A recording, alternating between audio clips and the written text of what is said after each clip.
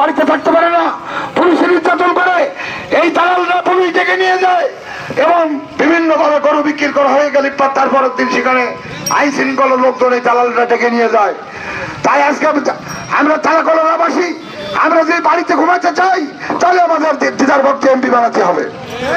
আমরা যদি মিথ্যা মামলার থেকে বাঁচি পেতে চাই তাহলে আমাদের দিদার ভক্তি এমপি বানাতে হবে।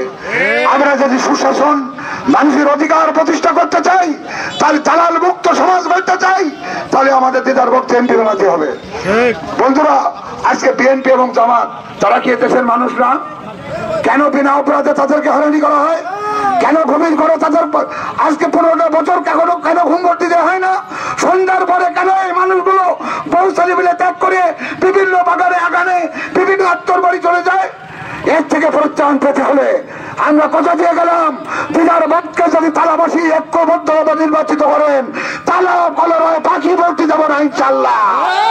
তালা কলরায় মিথ্যা বন্ধ হতে যাব না, তালা কলরায় ঘুরির করে মানুষ বন্যায় শিকার হবে না, কবির মানুষের জমি তখন হবে না, মানুষ অধিকার নিয়ে বেঁচে থাকতে পারবে। প্রিয় বন্ধুরা আমার, এবছর বক্তব্য রাখছেন এমপি প্রার্থী এবং এবারের খেলা হবে তালা উপজেলা বনাম কলরা উপজেলা।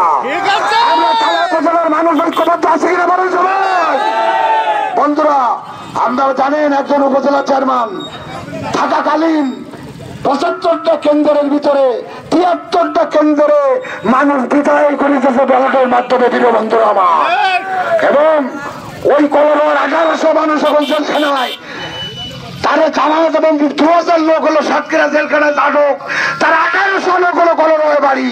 সুতরাং তালাকে নীল চাষ করার জন্য যে প্রচেষ্টা করা হচ্ছে, তালা বাকি রুখে যাবে ইনশাল্লাহ। এবছর বক্তব্য রাখছেন জনাব সৈয়দ দিদার ভক্ত। বক্তব্য আপনারা শুনেছেন। আমার তালা এলাকাবাসী, আসসালামু আলাইকুম। আমি কি করেছে না করেছি সবাই আপনারা জানেন। শেষ প্রান্তে এসে দাঁড়িয়ে শেষ নির্বাচন করে আপনাদের এই এলাকার উন্নয়নের জন্য, আমি আপনাদের সকলের শান্তিতে থাকবার জন্য, আমি সকলের যাতে কোনো হয়রানি না হয় তার জন্য আমি, এবং আপনি যদি সর্বপ্রথমে আপনার ছেলেমেয়ের উন্নতি চান, লেখাপড়া চান এবং চাকরি বাকরি চান, তার জন্য আমি আপনাদের আপ্রাণ চেষ্টা করবো, সবসময় চেষ্টা করব। আপনাদের সকলকে আমি আমি আমি আমি আমি কোনো দল দেখিনি, আমি কে কোন দল করে আমি কখনো দেখিনি।